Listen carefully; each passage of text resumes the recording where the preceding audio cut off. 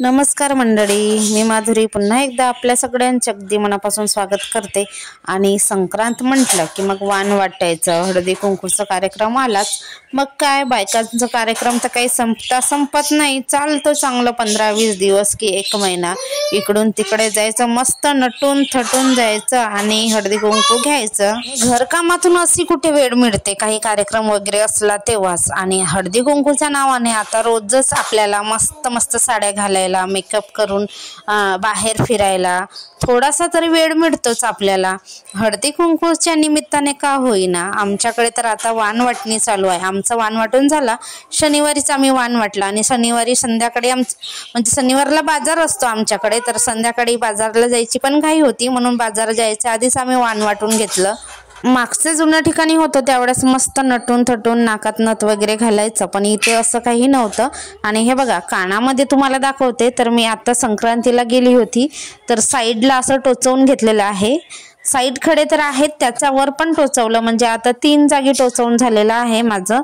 आणि सोबतच निधीचा नाक पण टोचवला होता त्यावेळेस, तर त्यावेळेस मी माझे कान पण टोचवून घेतले, तर छान दिसतात।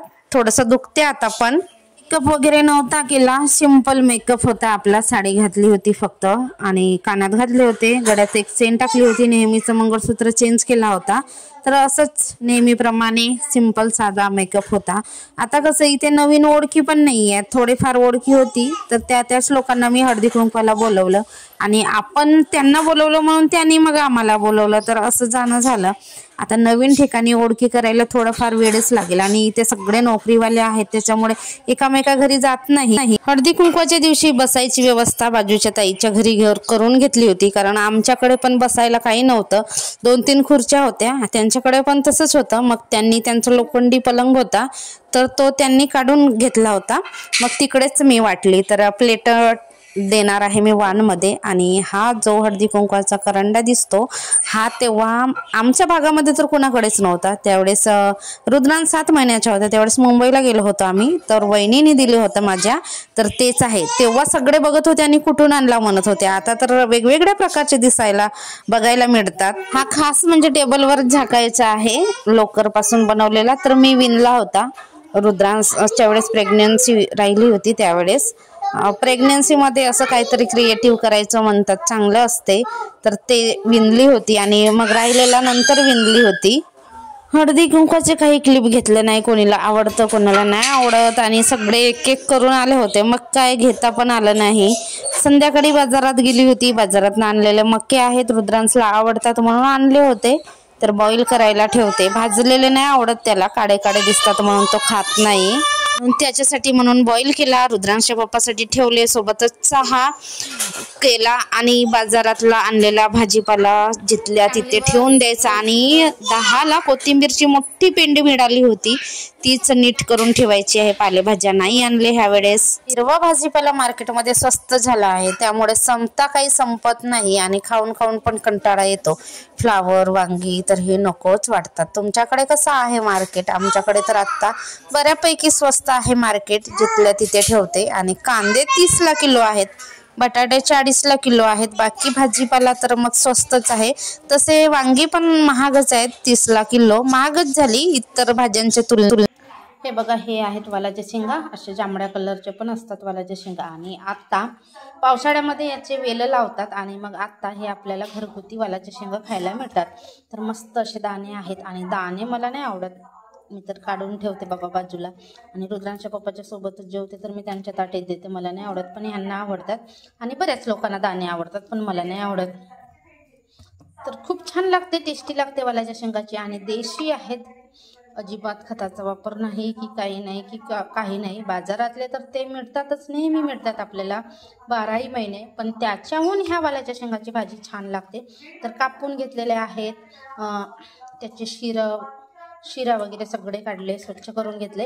आता फक्त भाजी करायची आहे, तर मी भाजी करते। आणि याची भाजी सुद्धा एकदम साध्या सोप्या पद्धतीनेच केली जाते, जसे आपण डेलीच्या भाज्या करतो त्या पद्धतीने। नवीन ठिकाणी जायचं, नवीन मैत्रिणी बनतात, आणि जुन्या मित्रमैत्रिणी आजूबाजूचे ओळखीचे सगळेच आठवणी काढतात, सगळेच यायला सांगतात, पण ठिकाण सोडलं की कुठे जायला जमतं नाही का। पण बऱ्याच मैत्रिणीचे फोन येऊन गेले माझे की हळदी कुंकवाला ये, आता काय फॉर्मॅलिटी म्हणून बिचाऱ्या करतात, तेवढंच 2 शब्द बोलणं पण होते. तर असं असते. आणि बरं आहे, काही नोकरीच्या निमित्ताने किंवा काही कामाच्या निमित्ताने आम्हाला फिरायला तरी मिळते, वेगवेगळ्या भागातील एरिया वगैरे बघायला मिळते. पण हा जिल्हा आमचाच आहे, त्याच्यामुळे ही एरिया आमची बघितलीच आहे म्हटलं तरी चालते आपल्याकडचं. पण दुसऱ्या ठिकाणी दुसऱ्या भागामध्ये राहिलं तर किती बघायला मिळतं वेगवेगळे ठिकाण. तर वालाच्या शेंगाची भाजी करते मी आज. रुद्रांच्या पप्पाचे आजोबा आजी ते आले होते, तर त्यांनी आणून दिलं होतं घरचे वालाचे शेंगा, एकदम देसी. आमच्याकडे पावसाळ्यात लावतात वालाचे शेंगा, तर तेच आहेत. आणि याची भाजी खूप छान लागते, टेस्टी वाटते. रुद्रांच्या पप्पांना माहित नाही, पण का खाऊसा नाही वाटत काय माहित. आमच्याकडे शेंगा किती दिवसाचे पडून आहेत, मग काय ताजे ताजे होते तर करूनच टाकले वालाच्या शेंगाची भाजी. छान वाटते. बाजार होता पण मी पालेभाज्या वगैरे काही नाही आणले, तर तेच वालाचे शेंग भात बनवणार आहे. चपात्या सकाळच्या आहेत आणि चपात्या नसल्या तरी चालते, काही हरकत नाही. भातासोबतच आम्हाला आवडतं, आमच्याकडे भातच चालतो. मनूली बोलूली RUDRAN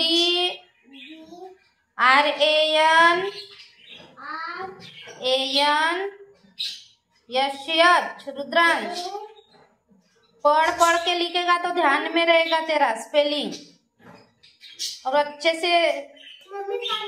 से निकाल अक्षर. और इतना बड़ा रुद्रांश लिखा, कैलाश कहाँ लिखेगा और गेडाम कहाँ लिखेगा? कहाँ लिखेगा?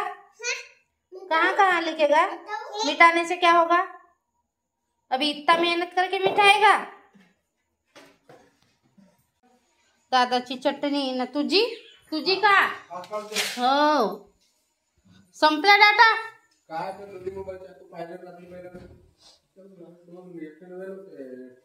घे लवकर लिहू. आता दुसऱ्या दिवशी परत ज्यांनी बोलवलं होतं, आम्ही ज्यांना बोलवलं होतं त्यांच्याकडे परत हळदी कुंकवाला जाणं होतं. तर तयार झाले होते आणि ही साडी ना मी कितीतरी वर्षांनी घालते. जेव्हा आमचं लग्न झालं होतं ना, लग्न झालं आणि मग आमचं 18 मेला लग्न झालं आणि मग 20 जूनला माझा बड्डे होता. तर बड्डेच्या दिवशी मी घातली होती ही साडी, फक्त अर्धा 1 तासासाठी, जास्तीत जास्त 2 तासासाठी. तेव्हापासून मी घातलीच नाही ही साडी कधी. मग आता म्हटलं घालते, पण ब्लाऊज काही होईना, खूप टाईट होत होता. मग दुसराच काहीतरी रेडीमेड ब्लाऊज होता माझ्याकडे, तो पण बऱ्याच दिवसापासून होता, जो की मी घातला नव्हता. मग तो ब्लाऊज घातला मी आणि अशा पद्धतीने ही साडी घातली. तर त्यावेळेस ना रुद्रांशच्या पप्पासोबत आम्ही लग्नानंतर पहिला माझा वाढदिवस झाला, त्यावेळेस आम्ही घाटामध्ये फिरायला गेलो होतो. काही रुद्रांशच्या पप्पांनी मंगळसूत्र बनवायला मला मणी वगैरे घेऊन दिलं होतं त्यावेळेस.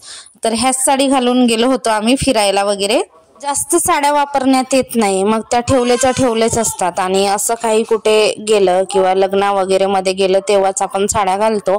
आणि लग्नामध्ये वगैरे गेलो तर तेव्हा तर भारीतल्याच साड्या घालतो, साध्या नाही घालत. तर ही साडी घातली होती आणि जास्त काही मेकअप वगैरे नाही केला होता, फक्त मॅचिंग इयरिंग घातले होते, लिप बाम लावला होता आणि नथ वरूनच लावली होती, नंतर लावली घरी. आणि म्हटलं थोडंसं फोटो वगैरे व्हिडिओ वगैरे काढूया, कारण इथे तर कोणीच घातलं नव्हतं. मग मी पण नाही घातली. आणि मागच्या वेळेस आम्ही सगळ्यांनी घातलं होतं नथ वगैरे, तर काही वाटलं नव्हतं इथं, काही तेवढा उत्साह नाही वाटला हळदी कुंकवाचा.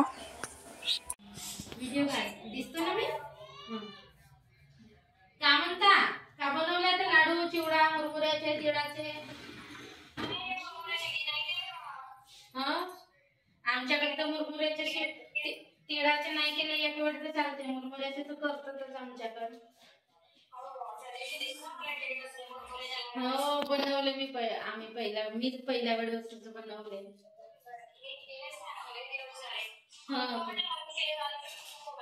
आता केव्हा येणार आहे तर मग आरुषी? एका घरी लूट होते, तर लूटच्या कार्यक्रमामध्ये गेलो होतो आम्ही. तर तिथलेच थोडेसे क्लिप घेतले मी. रुद्रांश 5 वर्षाचा झाला त्यामुळे नाही केलं. तर असा होता आमचा 2 दिवसाचा ब्लॉग. थोडं क्लिप मी केली होती, व्हिडिओ शूट, तर तेच मी तुमच्या समोर ब्लॉग म्हणून दाखवते. तर व्हिडिओ आवडला तर लाईक कमेंट करा. आणि हळदी कुंकवाच्या निमित्ताने आता तर आमच्याकडे वाण वाटायला अजून 15-20 दिवस किंवा 1 महिना जवळपास मस्त नटून थटून बायका जाणार वाण घ्यायला. तर त्यानिमित्ताने आम्ही सुद्धा आजूबाजूला गेलो, त्यांचं घर बघितलं, त्यांच्याशी ओळखी पाडकी झाल्या. तर हेच कारण असते